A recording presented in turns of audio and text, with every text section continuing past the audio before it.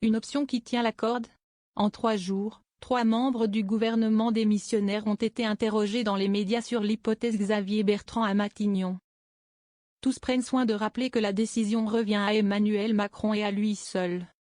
Mais aucun ne balaye ce bruit de couloir insistant, alors que l'échéance de fin des jours évoquée pour nommer le nouveau chef de gouvernement se rapproche. Mieux, tous y vont de leurs petits compliments à l'égard du président LR de la région Hauts-de-France. Homme politique avec une très grande compétence, peut servir grandement la France, pour son ancien collègue de LR Gérald Darmanin. Le 29 juillet sur France 2. Grand républicain parmi les républicains, abonde Sabrina Agresti-Roubache le lendemain sur CNU Europe 1. Il a beaucoup de qualités Xavier Bertrand, estime à son tour Bruno Le Maire sur France 2 ce 31 juillet. Mais pour le locataire de Bercy, la première qualité du Premier ministre devra être de constituer une coalition, de rassembler, de dialoguer. Bertrand, un profil presque parfait? Xavier Bertrand peut-il satisfaire à ce critère? Il partage en tout cas la vision et défend une démocratie parlementaire. En cas de défaite du RN, est-ce que les groupes parlementaires vont faire preuve de la responsabilité nécessaire pour dire qu'on peut trouver une solution? Que chacun, sans se renier, est capable de dire là-dessus, on est capable de se mettre d'accord. Interrogeait-il sur France Info le 5 juillet, en plein entre-deux tours. Presque un mois plus tard, son discours trouve un écho dans celui du président de la République, qui a estimé, le 23 juillet, que la question n'est pas un non. Mais quelle majorité peut se dégager à l'Assemblée pour qu'un gouvernement puisse passer des réformes, passer un budget et faire avancer le pays?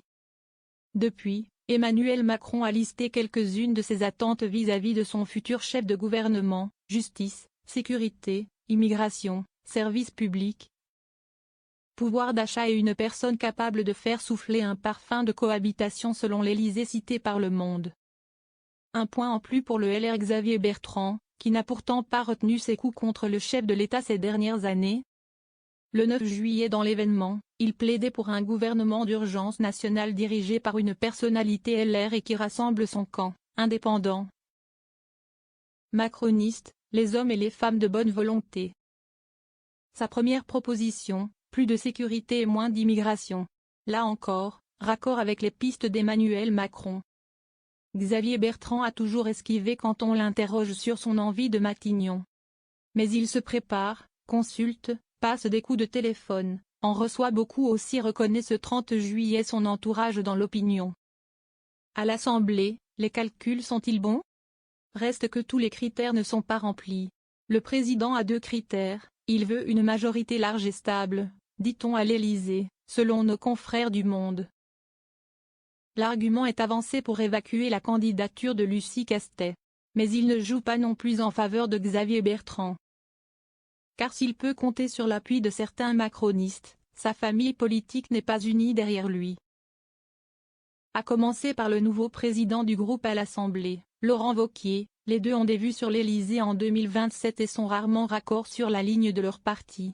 Ils entretiennent donc des relations très fraîches.